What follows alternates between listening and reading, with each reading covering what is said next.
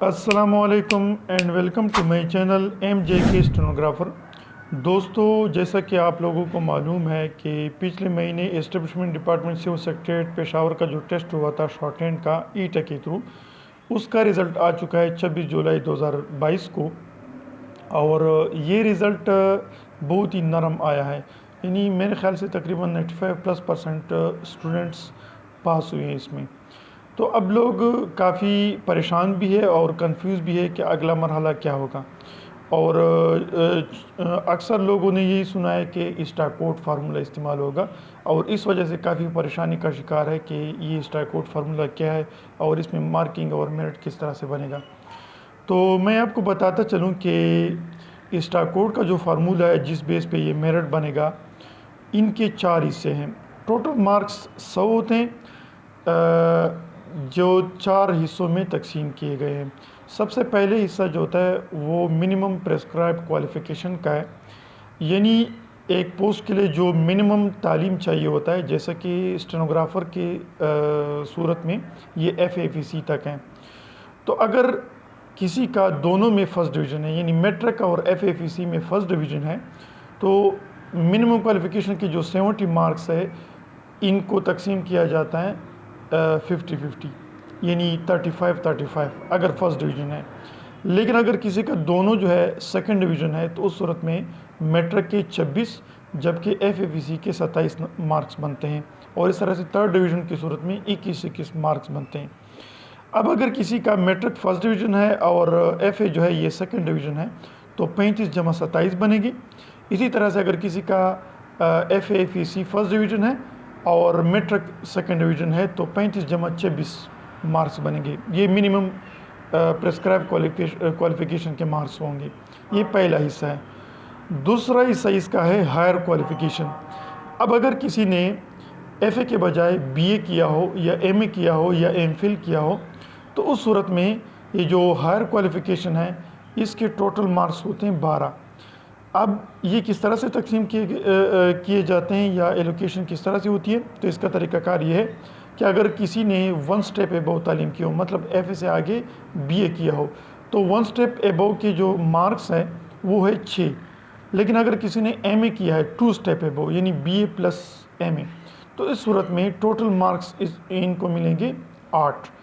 اب اگر کسی نے MPhil وغیرہ کیا ہے تو اس کے 3 سٹیپ بن جاتے ہیں، تو اس صورت میں ٹوٹل مارکس ہائر کوالیفیکیشن کے مل جائیں گے 12۔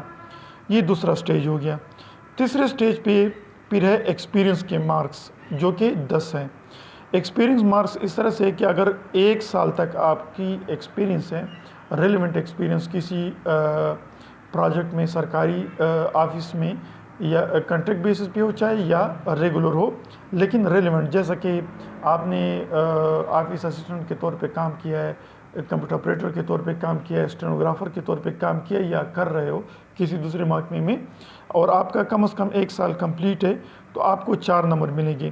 لیکن اگر آپ نے 2 سال کمپلیٹ کیے ہیں تو آپ کو 7 نمبر ملیں گے، اور اسی طرح سے اگر آپ نے 3 سال یا 3 سال سے زیادہ کام کیا ہے یا کر رہے ہو تو آپ کو 10 نمبر ملیں گے ایکسپیرینس کے۔ تو آپ نے یہ جمع کرنے ہیں، فرسٹ جو سٹیج ہے ان میں سے جو بنتے ہیں آپ کے، پھر دوسرے سٹیج میں ہائر کوالیفیکیشن، ان میں سے جو آپ کے نمبر بنتے ہیں وہ جمع ہو جائیں گے، اور پھر ایکسپیرینس کے جمع ہو جائیں گے۔ پھر اگلا مرحلہ آ جاتا ہے، یہاں تک تو یہ چیزیں آپ کے کوالیفیکیشن، ایکسپیرینس وغیرہ ہو جاتا ہے۔ پھر اگلا مرحلہ ہوتا ہے انٹرویو کا۔ انٹرویو کے ٹوٹل مارکس ہیں 8۔ اب یہ آپ سے پھر انٹرویو میں کویسچن پوچھے جائیں گے اور پھر آپ کو نمبر الاٹ ہوں گے۔ اب جتنے نمبر آپ کو ملیں گے وہ پہلے والے جو آپ کے نمبر ہے کوالیفیکیشن اور ایکسپیرینس وغیرہ کے، ان میں یہ ایڈ ہو جائیں گے۔ تو پھر اس کے بعد آپ کا فائنل میرٹ بن جائے گا۔ تو جتنی ویکینسیز ہوگی اور جتنا آپ کا میرٹ ہائی ہوگا اتنا ہی آپ اس میں سے مطلب آگے آ سکتے ہو۔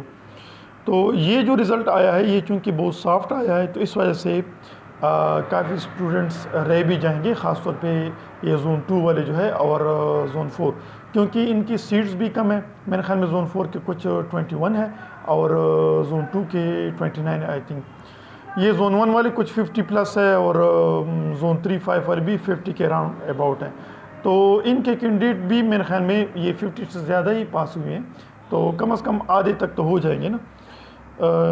اب اس طرح سے کہ سب لوگ کی اچھی کوالیفیکیشن نہیں ہوتی ہے، کچھ کی اچھی ہوتی ہے، کچھ کی خراب ہوتی ہے، پھر کچھ کے پاس ایکسپیرینس ہوتا ہے، کچھ کے پاس نہیں ہوتا ہے. تو یہ اب پتہ چلے گا، جن کی قسمت ہوگی تو اس کی سلیکشن ہو جائے گی. لیکن اگر کسی کی سلیکشن نہ ہو جائے تو وہ ڈسہارٹڈ نہ ہو. اگلی دفعہ انشاءاللہ پھر سے کافی سارے ویکینسیز آنے والی ہے، کیونکہ کافی سارے پروموشن ہو گئی ہے سیکٹریٹ میں، اور BPS 14 اسٹینوگرافر کی کافی سارے ویکینسیز خالی پڑی ہے. تو پھر انشاءاللہ نیکسٹ فیز میں پھر سے کافی زیادہ ویکینسیز آئیں گی. تو آپ لوگ نیکسٹ